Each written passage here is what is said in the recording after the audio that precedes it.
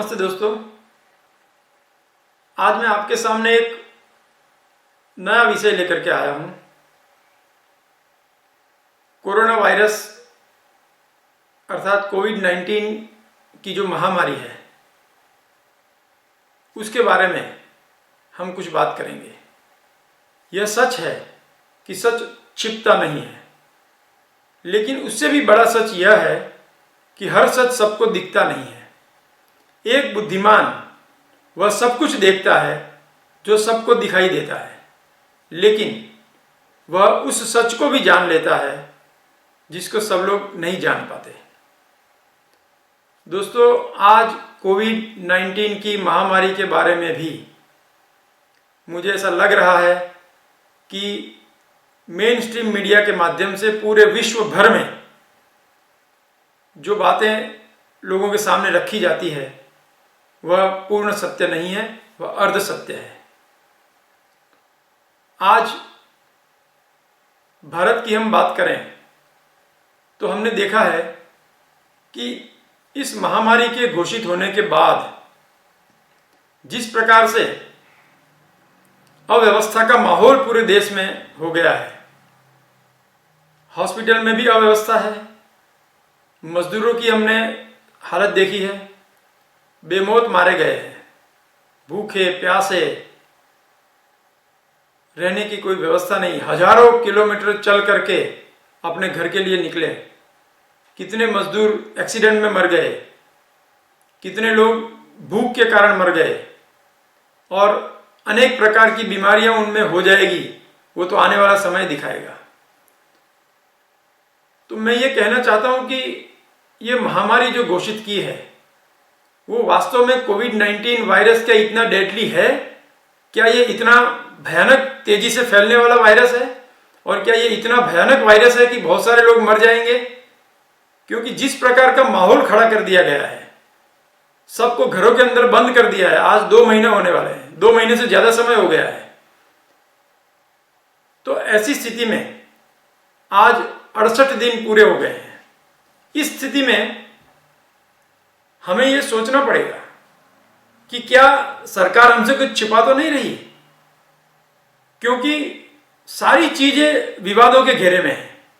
चाहे वो testing kit का मामला हो, रैपिड किट का मामला हो, RT-PCR के माध्यम से जो कोविड-19 को निदान किया जाता है उसकी बात हो, ये सारी चीजें विवादों के घेरे में है।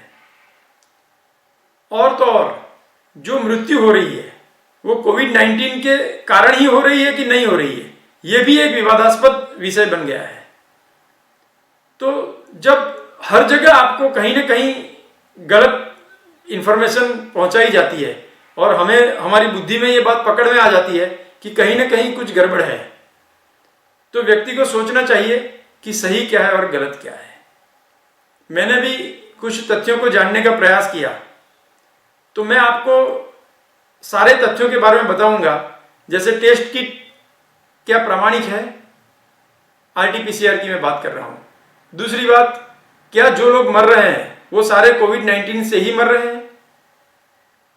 तीसरी बात, जब कोई महामारी होती है तो हम सब जानते हैं कि बहुत सारे लोग मरने चाहिए, अर्थात मृत्यु दर बढ़नी चाहिए।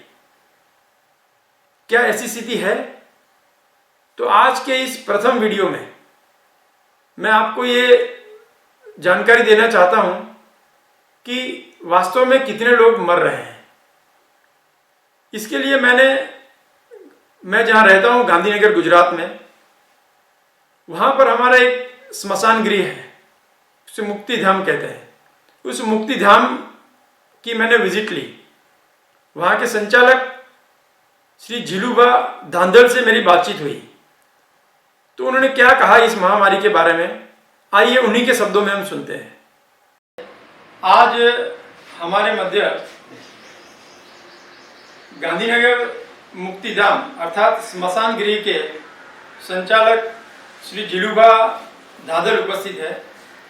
आप सब जानते हैं कि कोविड-19 की महामारी में पूरे देश में और विश्व भर में ऐसा माहौल खड़ा कर दिया गया है जैसे कोविड-19 के कारण बहुत सारे लोग मर रहे हैं, तो इसकी वास्तविकता क्या है, ये जानने के लिए हम अभी गांधीनगर के स्मशान गृह में उपस्थित हैं। तो मैं श्री जिलुबा से रिक्वेस्ट करता हूं कि वे हमें इस स्मशान में कोविड-19 और लॉकडाउन के बाद जो स्थिति का निर्माण हुआ है उसके बारे में आप कुछ प्रकाश डालिए। 2 महीने से ज़्यादा समय से लॉकडाउन चल रहा है। तो हम देख रहे हैं कि पहले गांधीनगर के गांव में से सरेराश 10 मानव देह और शहर से 5 यानी 15 इंसान मानव देह की एवरेज थी। और ये 2 महीने से हम देख रहे हैं कि गांव वाले लोग यहाँ तक लॉकडाउन के कारण पहले नहीं पहुँच सकते थे, पर शहर के लोग जो 5-6 की एवरेज थी वो अभी 1-2 के हो गए। अभी लॉकडाउन खुल गया है तो गांव वाले लोग भी यहाँ अग्नि संस्कार के लिए आते हैं। पहले 10 आते थे, अभी 4-5 आते थे। तो पहले 15 की संख्या के मुताबिक अभी सरेराश शहर और गांव के लोग होके 6-7, 5-6-7 यानी हमारा यहाँ का रिकॉर्ड हम देख रहे हैं तो मृत्यु दर बहुत कम हो गया है। हमें नहीं लग रहा है कि ये कोविड महामारी, कोरोना की महामारी में बहुत ज़्यादा लोग मर रहे हैं, बहुत भयानक समस्याएं खड़ी हो गई है। तो आपने देखा कि जब से लॉकडाउन शुरू हुआ है और इस महामारी का प्रारंभ हुआ है तब से लोग कम मर रहे हैं, मृत्यु कम हो रही है। जबकि होना ये चाहिए कि स्मशान में बहुत ज़्यादा शव आने चाहिए, बहुत लोग मरने चाहिए, तभी तो इसे महामारी कहते हैं। यहाँ तो बीमार भी कम हो रहे हैं और मर भी कम रहे हैं, तो इसे महामारी कैसे कहें। लोग कहते हैं कि ये बहुत तेजी से फैलता है। तो WHO के हिसाब से कोविड-19 वायरस की जो फैलने की क्षमता है वो 2.2 है, अर्थात एक व्यक्ति 2 व्यक्ति तक उसको संक्रमित कर सकता है। जबकि क्षय रोग, टीबी, ट्यूबरक्लोसिस, इसकी फैलने की क्षमता 14 की है, 14, अर्थात एक व्यक्ति 14 व्यक्ति को संक्रमित कर सकता है। और टीबी से मरने वाले लोग, क्षय रोग से मरने वाले लोग 1 घंटे में 51 है, यानी 1 साल में 4.5 लाख लोग मरते हैं एवरी ईयर। ये मैं भारत की बात कर रहा हूँ, हमारे देश में। जब हमारे देश में 1 घंटे में 51 लोग मरते हैं, क्या कभी मीडिया वालों ने दिखाया कि आज टीबी से ये मर गया, आज ये मर गया, यहाँ पर ये मर गया? कोई नहीं दिखाता, कोई चर्चा नहीं है। जबकि उसकी जो संक्रमण को फैलाने की शक्ति वो कोविड-19 से 7 गुना ज़्यादा है। आप कल्पना कर सकते हैं, लेकिन कोई चर्चा नहीं है। तो हम क्यों कोविड-19 के लिए लॉकडाउन करते हैं? क्यों इसके लिए इतना डर का माहौल है? क्यों ये मास्क लगा करके लोगों को डराया जा रहा है? मास्क की भी एक अलग कहानी है, मैं इसकी बात भी एक वीडियोज में करूंगा आपको। लेकिन आपको मैं सही में बताता हूं कि डरने की बिल्कुल आवश्यकता नहीं है। ये एक कॉमन फ्लू वायरस है और डर का माहौल कितना भयानक है इसके लिए भी मैंने श्री जिलुबा से एक बार बात की थी। आइए देखते हैं कि स्मशान में जब कोई कोविड-19 का पेशेंट मरता है और उसके शव जब आता है तो क्या स्थिति होती है। आइए सुनते हैं जिलुबा से। अच्छा, ये जो कोरोना के पॉजिटिव पेशेंट्स की डेड बॉडी आती है उनमें उनके जो स्वजन लोग हैं, क्या लगभग सारी बॉडीज के साथ स्वजन लोग भी आते थे?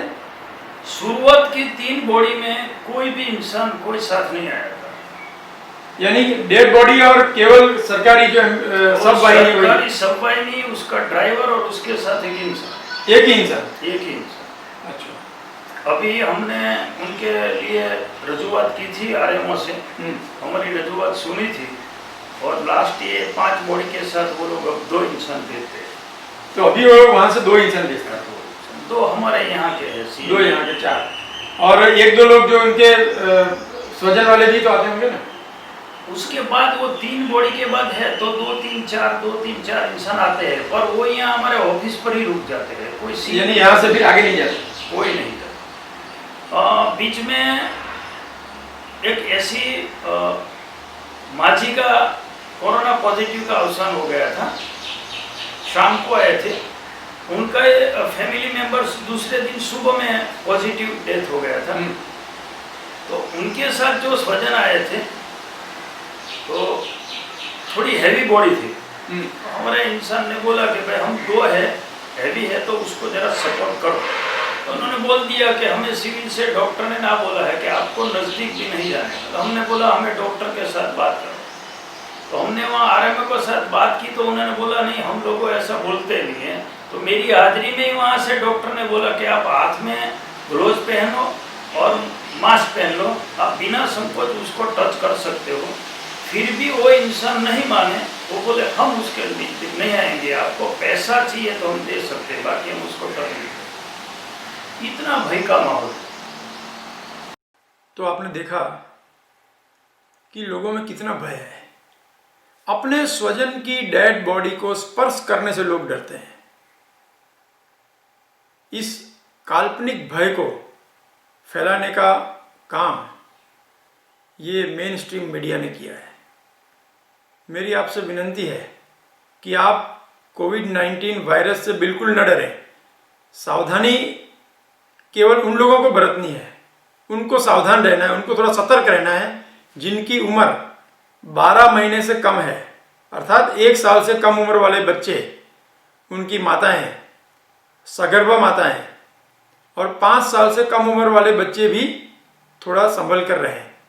और बड़ों की बात करें तो 65 प्लस एज वाले, उनको जो लंबे समय से क्रॉनिक डिसीज से पीड़ित है और लंबे समय से दवाइयाँ ले रहे हैं, क्योंकि दवाइयों की वजह से उनकी इम्यूनिटी जो है वो कम हो जाती है।